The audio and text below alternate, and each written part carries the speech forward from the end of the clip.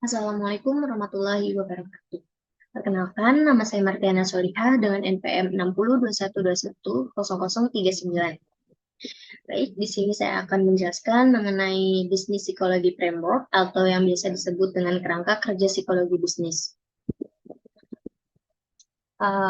Kerangka kerja psikologi bisnis merupakan evaluasi di mana kinerja organisasi dinilai, diukur, dan juga dibandingkan dengan perencanaannya, target, atau objek yang sudah ditentukan sebelumnya. Untuk mendapatkan bisnis yang bisa berkelanjutan, maka terdapat tiga kategori dalam bisnis psikologi framework. Yang pertama yaitu terdapat strategi direction capital. Nah, strategi direction capital ini merupakan pengelolaan sumber daya organisasi untuk mencapai tujuan dan juga sasarannya. Nah, model dan arah strategis dalam strategi direction capital ini untuk perusahaan yaitu melibatkan filosofi, nilai-nilai, visi misi, tujuan dan target bisnis, dan juga maksud strategis. Nah, di sini juga dijelaskan bahwa filosofi organisasi yaitu menjadi landasan paling dasar dalam kegiatan perusahaan. Nah, sedangkan value itu uh, ciri khas ciri khas yang dimiliki oleh perusahaan yang tidak bisa ditiru oleh perusahaan lain. Nah, kemudian visi kan merupakan rencana dari suatu perusahaan untuk mencapai kesejahteraan, dan kemudian terdapat juga visi, yaitu hal yang dilakukan untuk mencapai kesejahteraan tersebut. Nah, yang tiga itu em, organisasi atau perusahaan menentukan visi menjadi tujuan sasaran atau sasaran objektif dan target yang ingin dicari dari tahun ke tahun sebagai konsistensi terhadap visi misi. Maka yang perlu dilakukan yaitu menyusun bisnis objektif yang realistis, rasional, terukur, dan juga dapat dicapai. Kemudian yang terakhir itu terdapat strategi intent. Nah, strategi intent ini merupakan keinginan yang sangat kuat dan strategis untuk mencapai kemenangan dan untuk mencapai mutu unggul.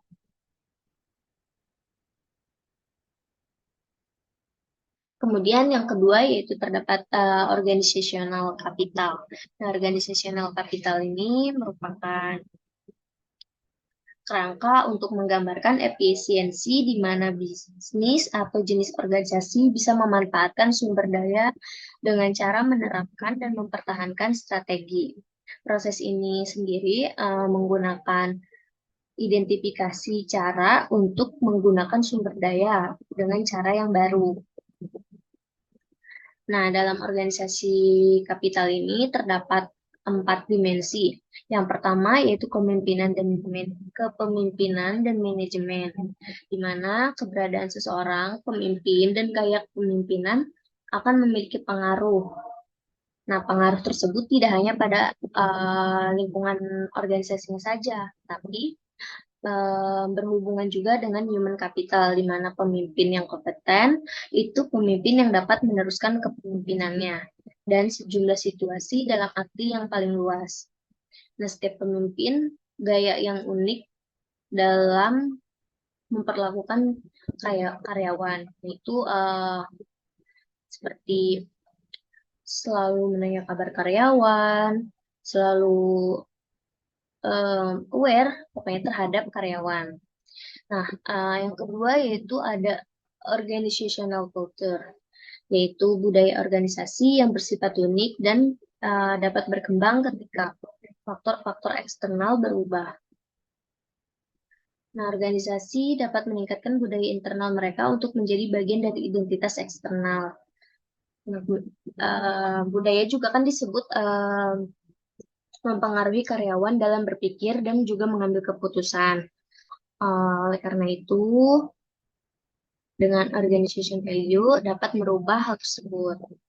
Dengan cara berpikirnya, ketika dia berada di dalam suatu organisasi. Kemudian yang ketiga, yaitu ada infrastruktur dan juga manajemen teknologi. Hal ini disebut sebagai manajemen infrastruktur teknologi informasi yang bertujuan untuk meminimalkan waktu henti dan mempertahankan produktivitas bisnis. Di zaman sekarang ini tentunya banyak sekali perusahaan yang berusaha untuk eh, merubah alur bisnisnya dari waktu ke waktu karena mengikuti perkembangan zaman dan juga banyak sekali perbaikan kinerja sehingga memunculkan daya saing yang semakin ketat. Kemudian yang keempat itu terdapat knowledge dan information management, yaitu aset intangible atau yang biasa disebut aset tidak terwujud. Nah, hal tersebut merupakan aset penting dalam perusahaan, yaitu dengan knowledge tersebut maka akan tercipta inovasi-inovasi yang menjadi sumber diferensiasi organisasi dan berkesinambungan sehingga bisnis yang sedang dijalankan sustain sampai sampai perkembangan zaman.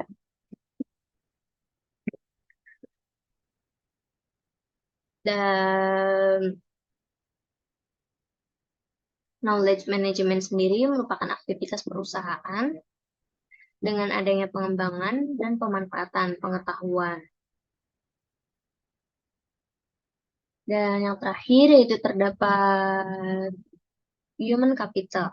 Nah, human capital juga merupakan proses yang dapat memicu tingkat pengetahuan yang lebih tinggi dan juga menciptakan pengusaha yang kompetitif dan juga mampu menjalankan bisnis dengan lebih baik. Pembangunan manusia harus dilakukan supaya kualitas manusia dapat ditingkatkan.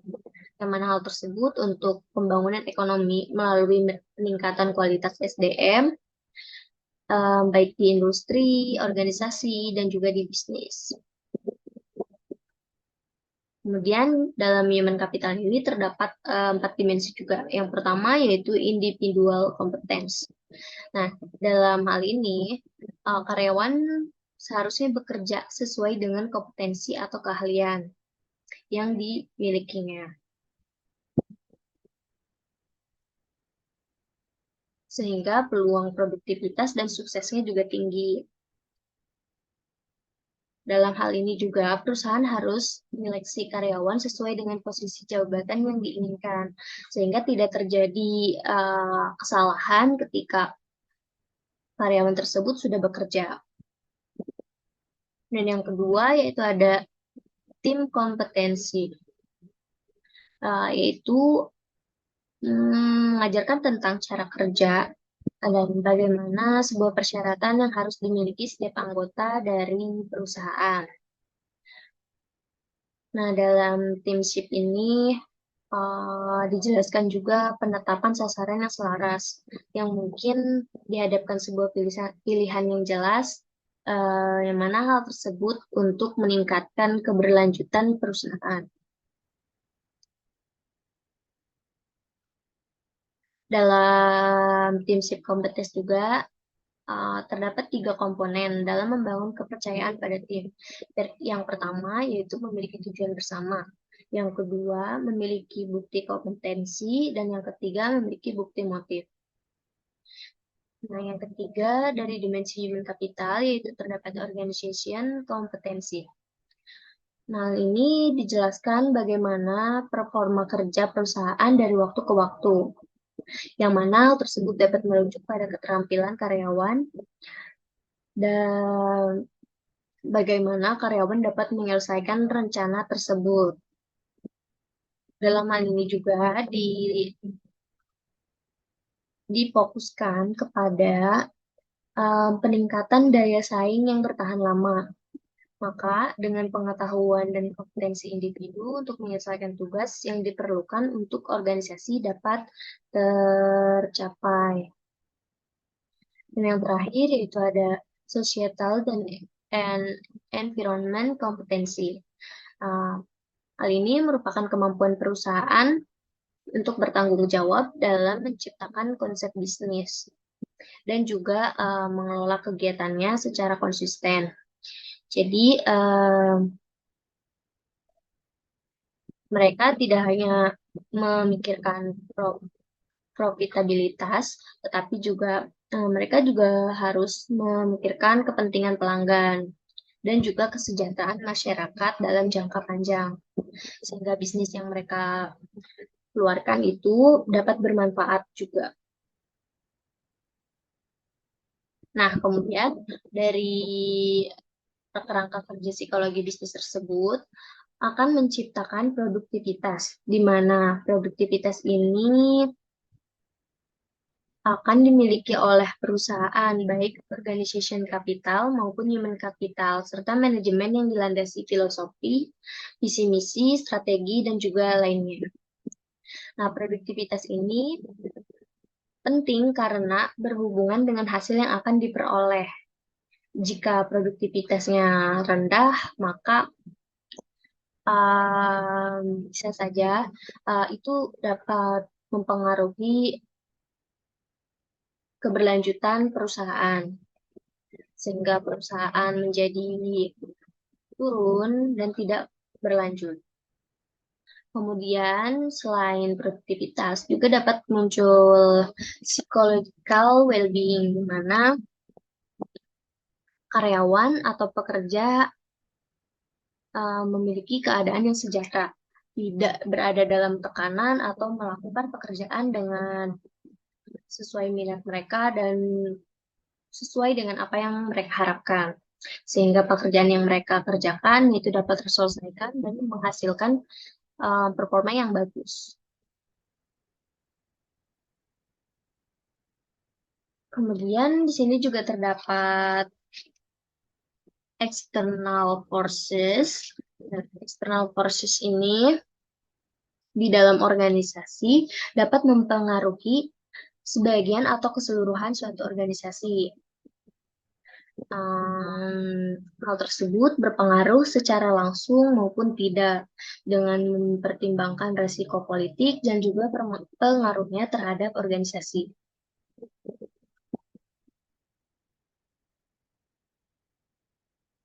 Kemudian ada juga business result. Nah, business result ini pastinya semua pemimpin di perusahaan mengharapkan 3 model strategi yang telah dijelaskan ini demi mencapai tujuan dan juga sasarannya untuk menciptakan bisnis yang berkelanjutan. Nah, bisnis result ini merupakan ukuran dari produk atau jasa dan kinerja operasional suatu bisnis atau usaha yang menghasilkan kualitas dari produk serta layanan atau mengarah pada kepuasan.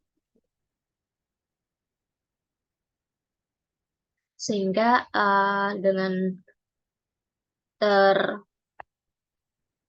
terterapkannya ketiga hal tersebut dalam suatu perusahaan, maka akan menciptakan bisnis yang berkelanjutan dan juga kebahagiaan bagi karyawan dan juga pemimpin perusahaan. Mungkin hanya itu yang dapat saya sampaikan. Terima kasih. Wassalamualaikum warahmatullahi wabarakatuh.